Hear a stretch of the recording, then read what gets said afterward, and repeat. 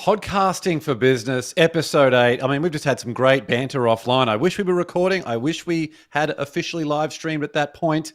But I have a feeling we're going to bring it this episode. Rons, what do you think? Well, I've got a dear friend of mine who's guesting today, and I'm so happy to have her in. It's been ages since I've seen her. Nicole's in the house, Nicole Baldinu, and it's going to be going to be a great show. I think I'm excited for what's to come in terms of conversation because this could go anywhere. Oh, it's going to be great. It's going to be great. Today's mistake, we bring a mistake to you every single episode. Today's mistake is how to stop yourself from editing and where you should be focusing your time on instead. Most people are generally too creative or too business oriented. You need to be somewhere in the middle if your goal is to grow your business using a podcast. So we're going to talk about those things. Nicole's going to share some amazing parts of her story. She's been able to accomplish so much in the world of business and podcasting. So we've got some really great things to talk about there. And if we have time, Rons is going to share some cool things that Apple are doing with their podcaster tools as well.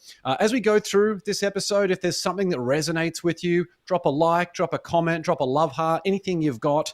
We'd love to know what resonates with you, and that also helps the algorithm show it to more people because that's what we want to do. We want to get this out there to help business owners who want to grow their business using a podcast. So you can get more listeners, you can get more clients, and turn your podcast into a leverageable asset. And if you missed the last episode, episode 7, Ronsley went through the building blocks of a binge-worthy podcast. I shared what you can do to get a sponsor for your show before it even launches. And we interviewed Livy Redden, who's an incredible podcaster and business owner. She's amassed more than 130,000 followers on TikTok. So we went through the exact step-by-step process that Livy has used to be able to get all those followers on TikTok and create all that awareness for all the things that we're doing. So if you want a copy of replay, if you want a replay of episode 7, just let us know in the comments and we will send that out to you. We've also got the 10 biggest mistakes that business owners make with their podcast. If you would like a copy of that, just comment mistakes below, or you can go to mistakes.wearepodcast.com. It's a free download, and we won't only show you the 10 biggest mistakes, we'll also show you what actions you need to take to turn those mistakes into a strength and something powerful for your business. Rons, I think it's time we brought Nicole in. What do you think? Well, she's been, her smile just gonna light up the whole room, the whole virtual room, as we call it. Nicole, thank you for making the time to be on the show. This is exciting. Ladies and gentlemen, just a quick introduction. Nicole has been doing this for ages, right? The producer of $100 MBA, iTunes Best Of awarded show. And has been a speaker at We Are Podcast since almost the beginning, I think 2016. And now the new co-host of Nicole and Kate Can Relate. Super exciting news with the podcasting world. Nicole, thank you for being here. Thank you, guys. I'm really excited to be here. Yeah, it's exciting. So what I always wanted to know, and I think we've covered in small conversations with Omar, after We Are Podcast, but the thing that really strikes me is you going and getting famous with the $100 MBA, because I know the first one you went through you did not work out. It was a failure or a learning experience, as you call it. But once Nicole was coaching us before we started. Yeah, she was entirely. So going from that to famous, what was that big shift like for you? Oh, it's the failed podcast was very much a learning experience. I mean, it was a terrible podcast, I have to say. But we didn't think it was terrible at the time. We thought it was great. We thought it was the coolest show on iTunes. It was called People Who Know Their SHIT. And for all intents and purposes, we put our heart and soul into that. It was our first journey into podcasting. We really believed in the medium. Omar and I were just getting started with the $100 MBA. We'd built the online business community, had the videos, we're taking in members. And so, we believed that podcasting was something that we wanted to do because we wanted to give more value to our audience and the new members into the $100 MBA. And plus we wanted to meet other cool entrepreneurs, wanted to meet other people in the online world. And so that's where that first podcast came from. And we decided, well, why not do an interview show, because that's going to be a great way to meet people and interview awesome entrepreneurs doing amazing things. And very quickly, and I would say quickly was 45 episodes. 45 episodes into it, we realized this isn't working. We're not, for a number of reasons. We weren't playing to our strengths. I frankly, at the time, we're talking 2013, wasn't that comfortable on the mic, wasn't that comfortable. I wasn't an experienced interviewer.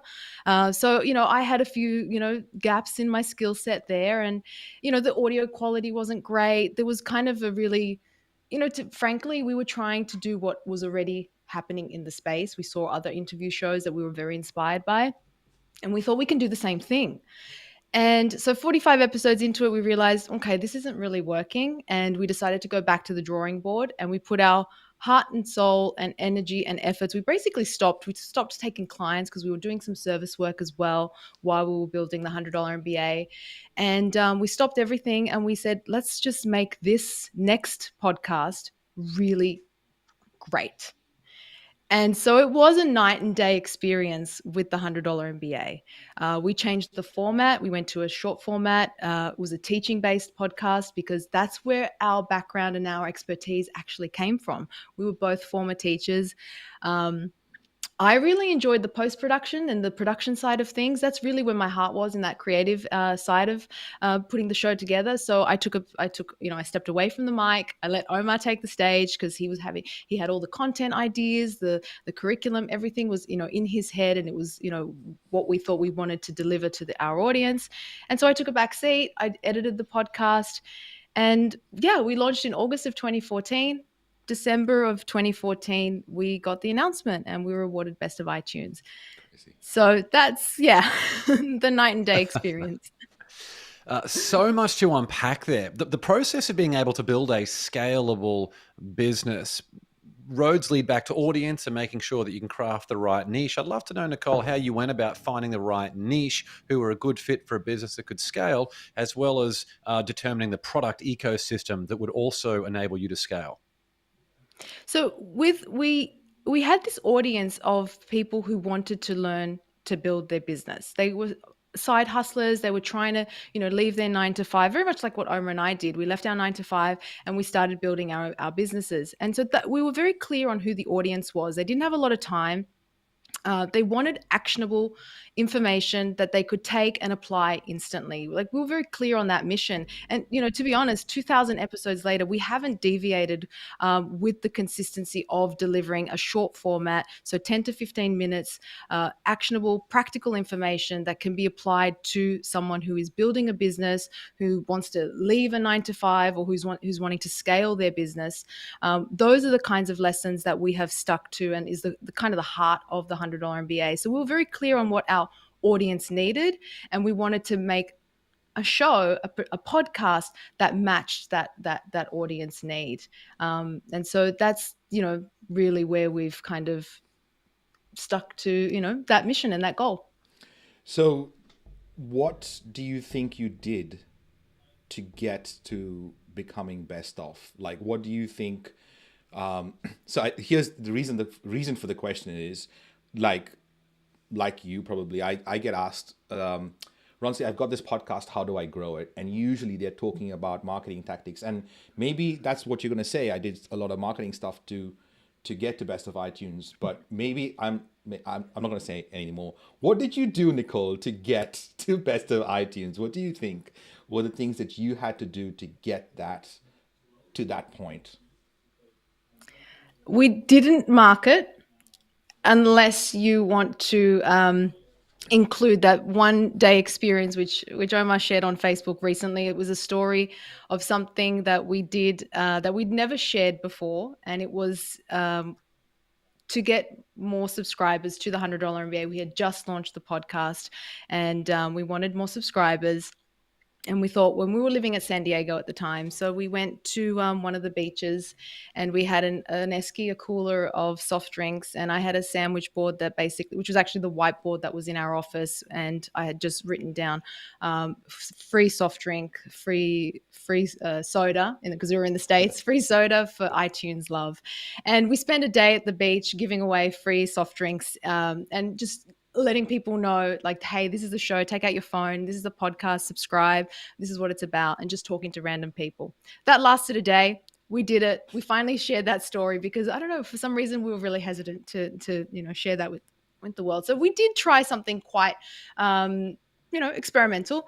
But apart from that, I'd have to say we didn't do any other marketing other than to our email list, to our audience. The call to action was always very if you listen to the show, rate and subscribe. I don't think we deviated from that call to action in the early days, but it came down to the mission, the idea behind the podcast. We had the experience of a failed interview podcast, and it wasn't because interview shows don't work. It just didn't work for us, and it didn't work for our audience. So then we got very, very clear on doing something that was different. There were no short format business podcasts at the time that were lesson based, that were daily. So we made sure to find a show that was a different format, a different type of show. And then we just stuck to our strengths. The strength was that we could teach, we could impart information, and have that information inputted by the listener. And then, it kind of spoke for itself, as more and more listeners came on board and shared the show.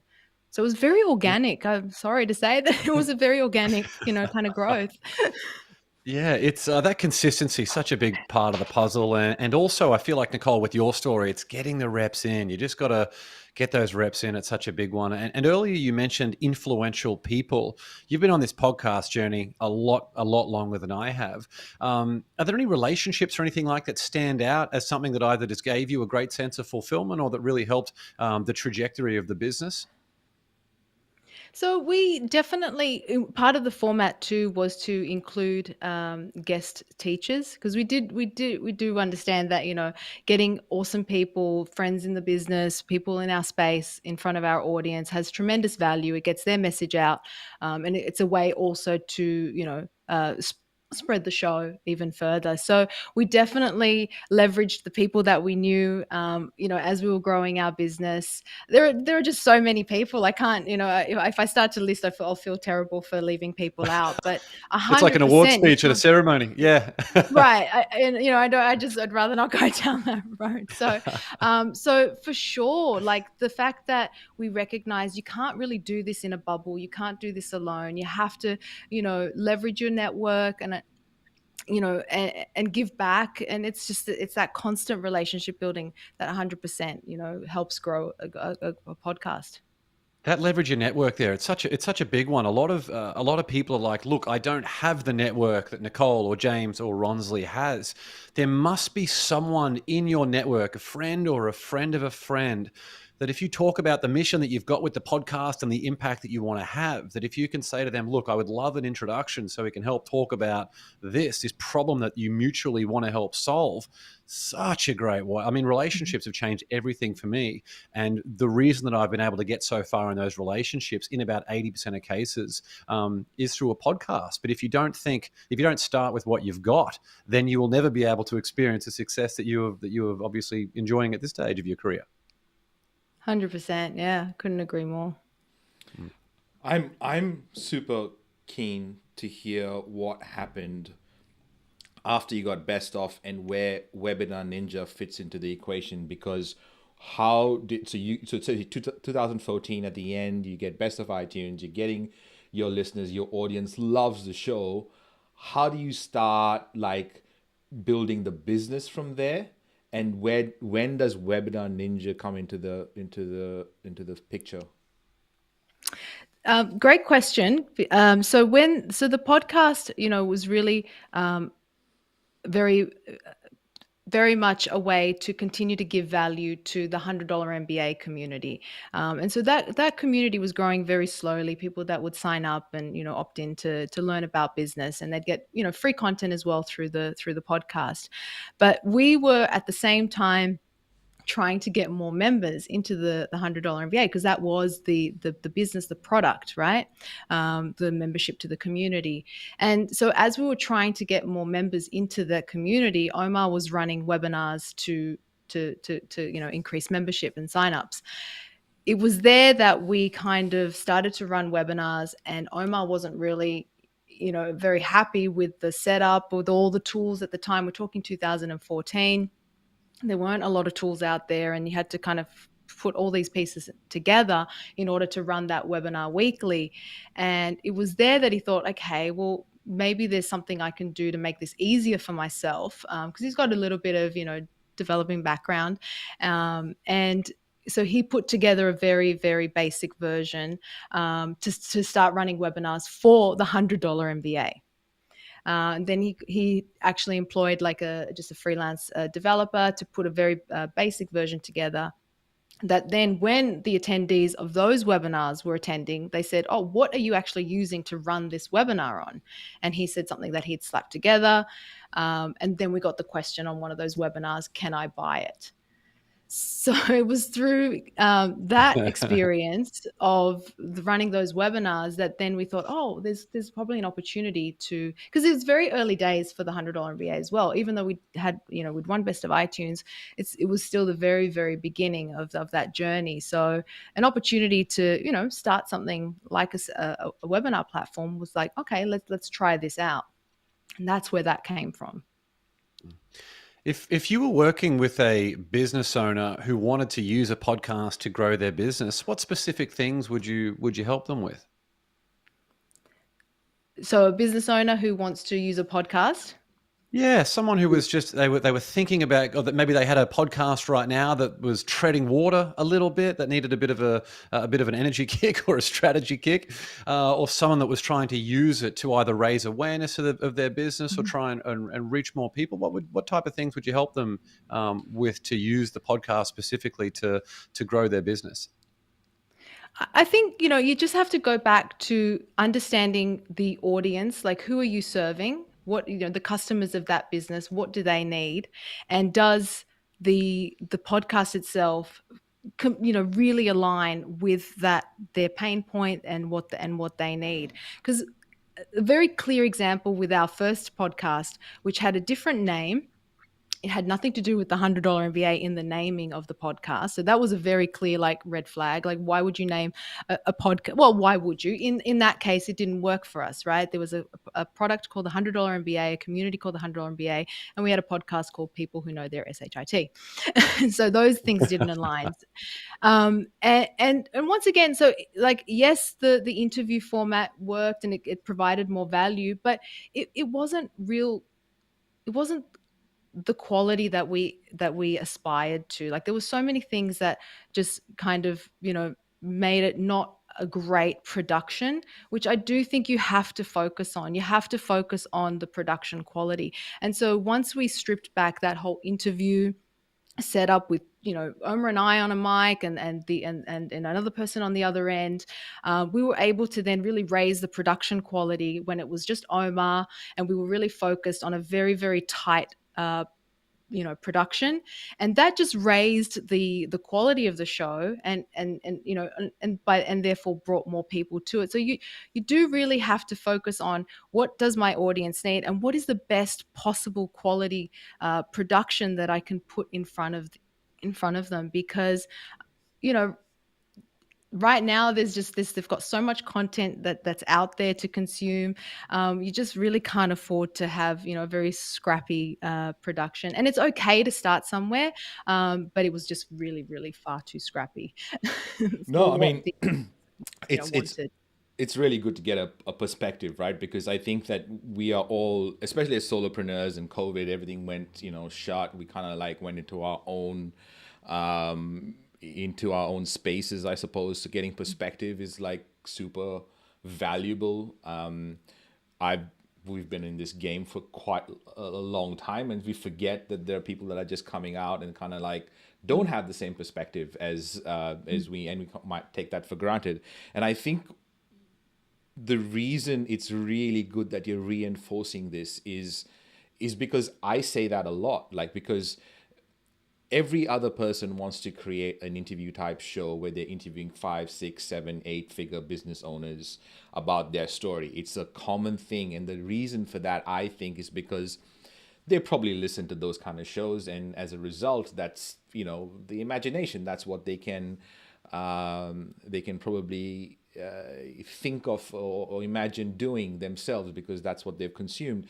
I wonder, like, for a business, right, whether you have any other different thoughts on, like, what kind of podcast do you consume, like different types. Obviously, you have a teaching type show that is very subject related to give you action items to the actions that you can execute to make it an execution type show.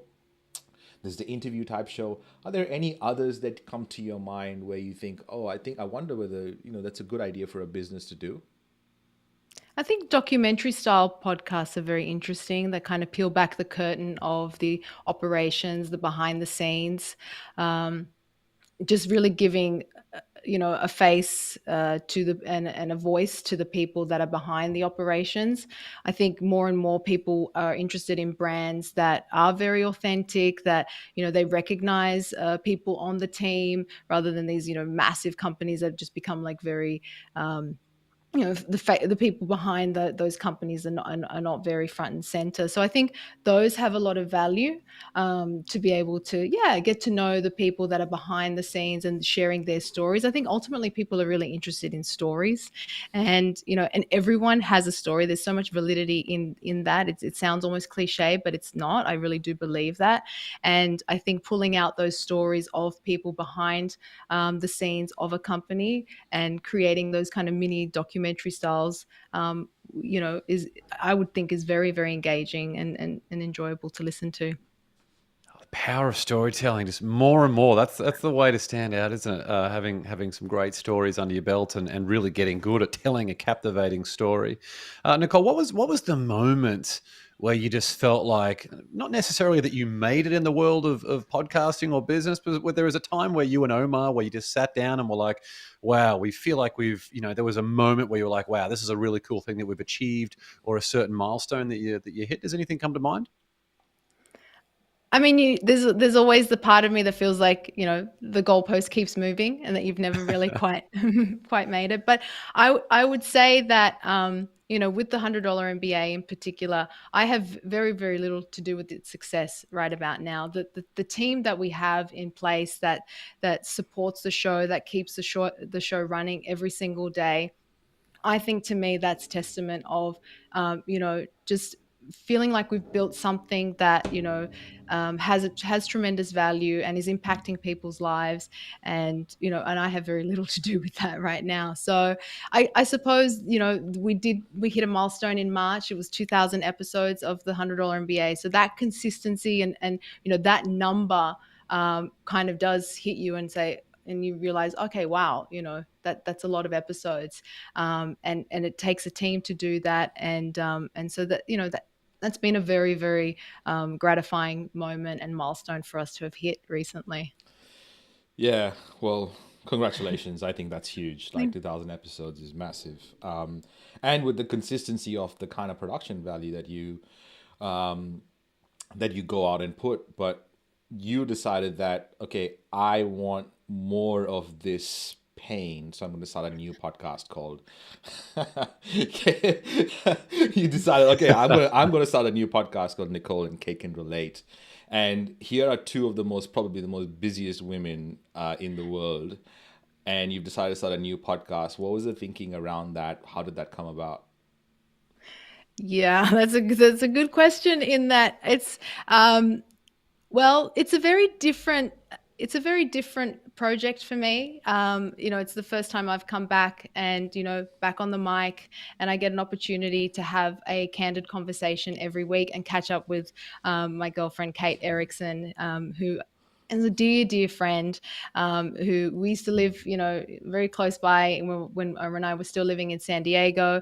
And now that she's in Puerto Rico and I'm back in Sydney, this is an opportunity for us to stay in touch. And the idea actually of that podcast came from a mastermind that both Kate and I are a part of, and we have conversations with another friend around business, and we share our challenges, our personal challenges as well as business challenges. And every time we'd have a conversation and we get together, there was just this feeling of gratitude, of confidence, of energy and momentum that I would personally feel after having a conversation with those two. And I just thought it would be so awesome to be able to share those, very candid conversations in a more public facing way and share it with other women and other listeners who might be going through similar issues or just similar things that just are on their mind constantly.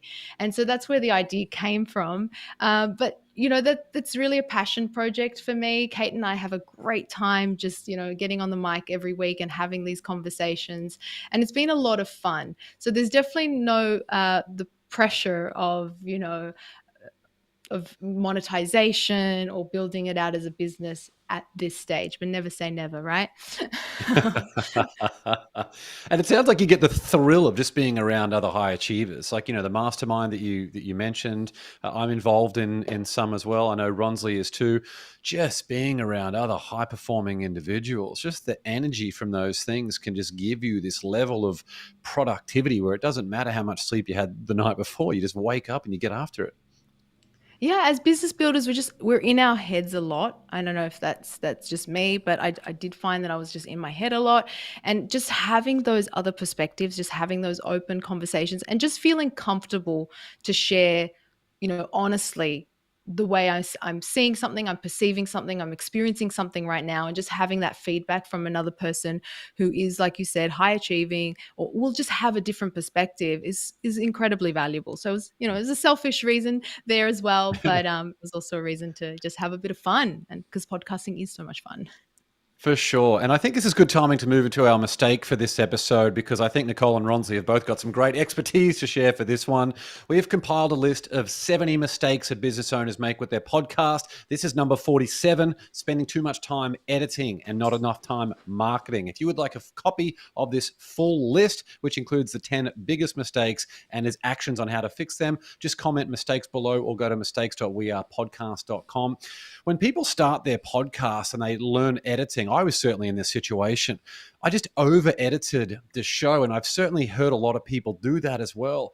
And if you're not a professional at that, like if you don't have the recognition and awareness that there are very legitimate people out there who have been training for years and years and years, your show just sounds so horrible compared to that. And Nicole had mentioned some of those things as well. So we like to think about the Pareto Principle with this, the 80-20. If you spend 20% of your time on the editing and the creating side, let's spend 80% of time, how are you going to get this podcast to actually be heard by people? How are you going to enact that transformation and the impact that you want to have with those people? It's such a big thing, Rons.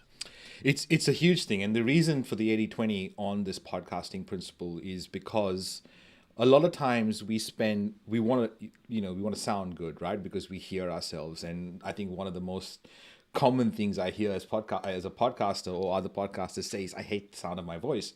And so we try to over edit the sound of our voices, right?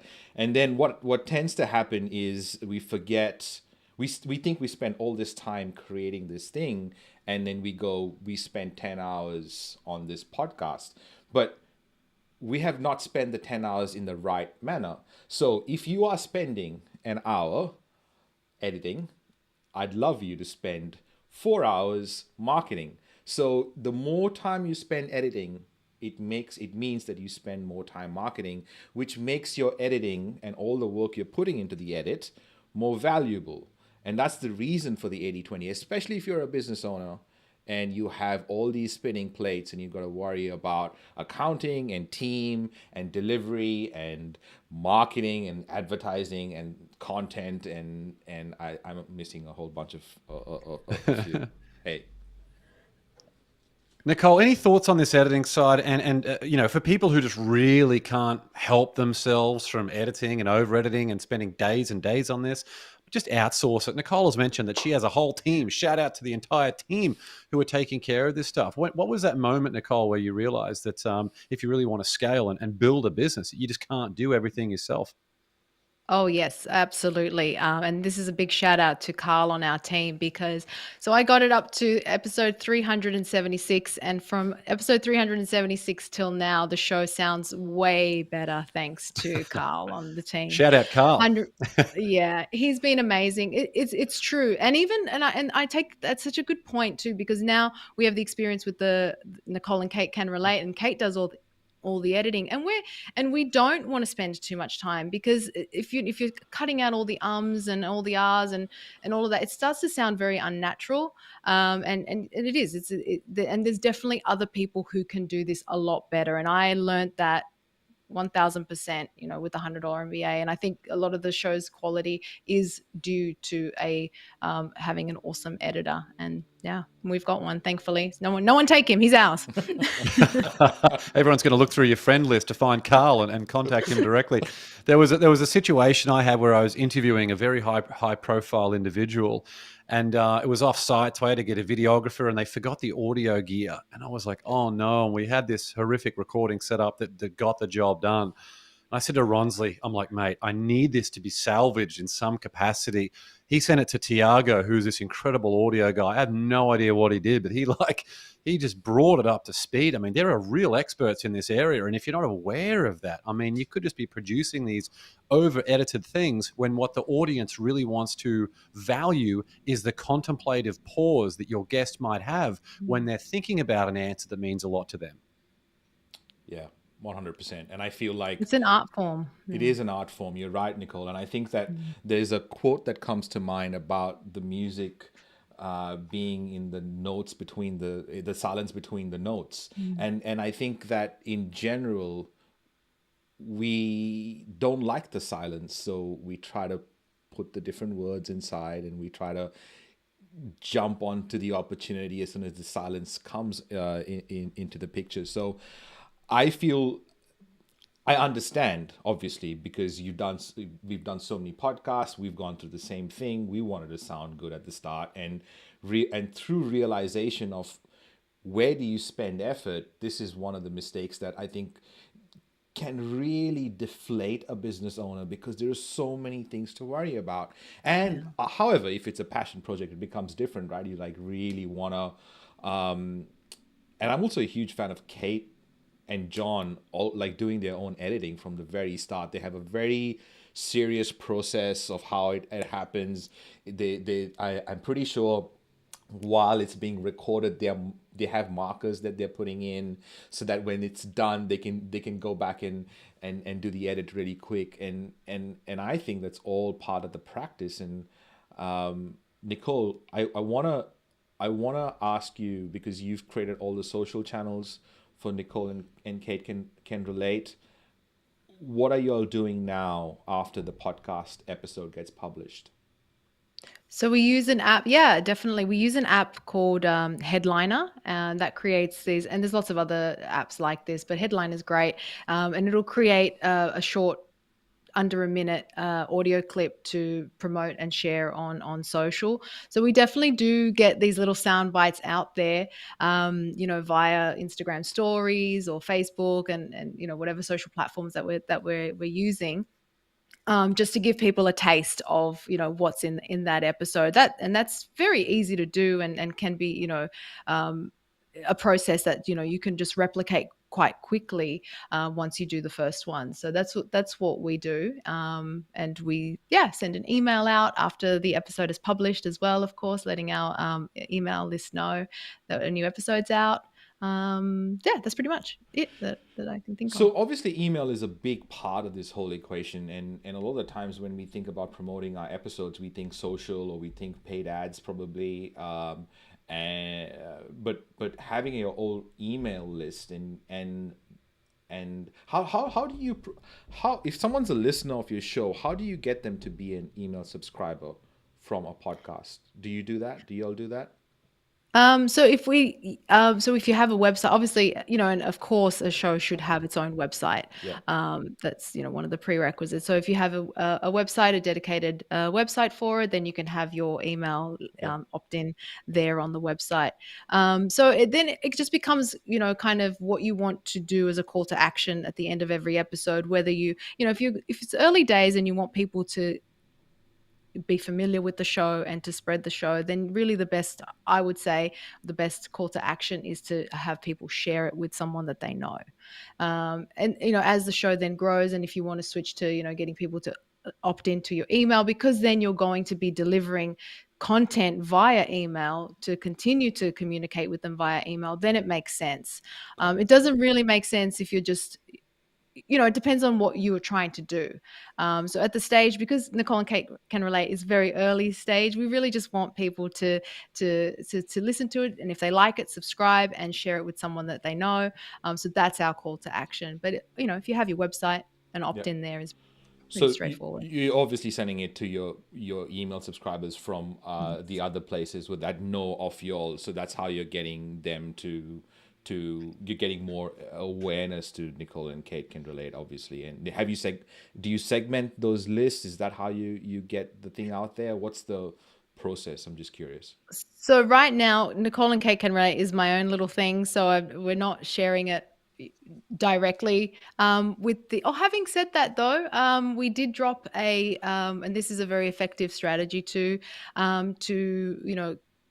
connect with another show that you have a good relationship with, and to drop your episode into that feed. So Omar graciously, when we launched, did do an introduction and share it with our community, and we dropped one of our episodes into the $100 MBA feed. So that can be a really great strategy to get other listeners of another show to listen to your show. Right now, we're not promoting that Nicole and Kate Can Relate to the $100 MBA or Webinar Ninja, but there is a lot of cross promotion with Webinar Ninja and the $100 MBA, because it's the same founders, the same the same audience in many ways. People who are using webinars to market, people who are growing their business through webinars are also very much audience members of the $100 MBA who are getting lessons on how to grow their business. So there's there can be cross-pollination there, but not when Nicole and Kate Can Relate for now. There are so many metrics to evaluate your self-worth, in quotation marks, if you're listening to this in audio form later. You can wake up, you can look at YouTube subscribers, you can look at download numbers, all of these different, there's social media followers. You had so much success, and I'm sure you've reached a point of maturity and consciousness where you've evolved beyond those sort of vanity metrics. Was there a process that you went through there where you were caring a little bit more than you thought about in terms of some of those analytics? Definitely with the first podcast, as I said, we only got up to episode 45, and we deliberately chose at that point to stop the show there, because we were monitoring the metrics. And I think it is important in the beginning to, see, who's listening and how many people are listening. I don't think that's necessarily something that you should obsess about. And that's definitely something that I've carried over now with Nicole and Kate Can Relate, because it's a passion project. It's something that we're just really enjoying. But with the first podcast, that was an indication that the numbers weren't increasing despite our efforts, and so that was an indication for us to change and pivot. And I'm sure in the beginning with the $100 MBA, we did the same thing. We were watching those metrics, but again, not really obsessing in terms of. It's more just feedback. If something isn't landing, then and you are promoting the show, then if it's not landing, then maybe that is an indication that maybe something needs to change. So I've for right now with Nicole and Kate Can Relate, I love the messages that we get, the DMs that we get, where people have listened or they've asked questions after that, and shared their thoughts. That to me is the metric that I look for in that project. But in the early days, yeah, that was an indication for us to move on and create a new show. So we're probably going to land this plane soon, because I know it's Friday. There's lots of things to do, and we can talk a lot. But when you think about how podcasting has evolved since you've been around. A lot of things have changed. iTunes is not a thing anymore. It's Apple Podcasts. I said iTunes the other day, and James correct me. He's like, "Dude, I think you're talking about Apple Podcasts." And I'm like, "Yep, that's exactly." I feel really stupid right now. Thank you, James. Because First time I've ever corrected Ronsley successfully about something podcast or audio related, actually. So I'll remember that one forever. True at all. That is not true at all.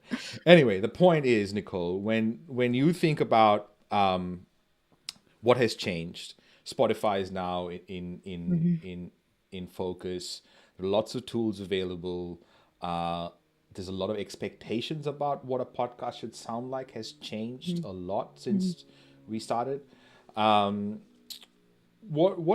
kind of like advice would you have for someone that maybe has just started, especially specifically if they started for their business, right? They have a business, they started a podcast, they need to do content, they want to find ways to make better relationships, they want to create more opportunities, they want to talk to people, they want to hang out with people that they like, so on and so forth. Like, what kind of like podcasting engagement type advice would you have for someone like that?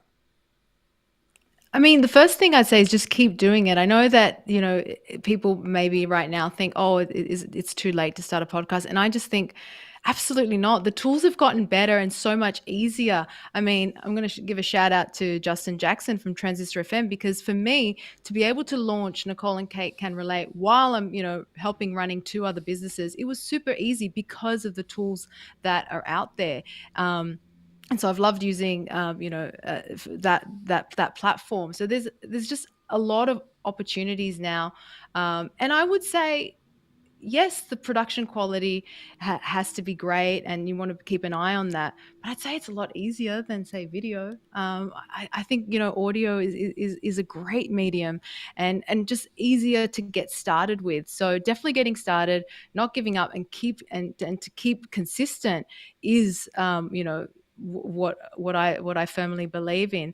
And just choosing those channels where your audience where your audience lives. So if it is Instagram, then yeah, you have to promote and share and engage and have those conversations on social as well, to maintain that engagement. But I just think perhaps at the beginning it can seem a bit overwhelming.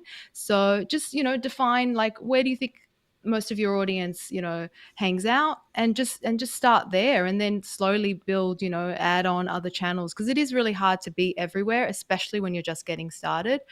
So for example, with Nicole and Kate Can Relate, we just focus on Instagram. Really, that's our main social channel. Nicole, you shared so much gold so far today. We always have our useful chatter segment talking about podcasting and business news. So this is a few things we want to really quickly highlight. This is more broader, talking about sort of the economy and what's going to happen in society. The World Bank today warned that a global recession is inevitable. Now, when the onset of COVID happens, the people and businesses who really succeeded were the ones who led. So if you're a business owner, which you should be if you're watching or listening to this show, make sure that in times of increasing uncertainty, you are a leader. You're a leader for your staff. You're a leader for your clients. You're a leader for all those people. So that's really, really important.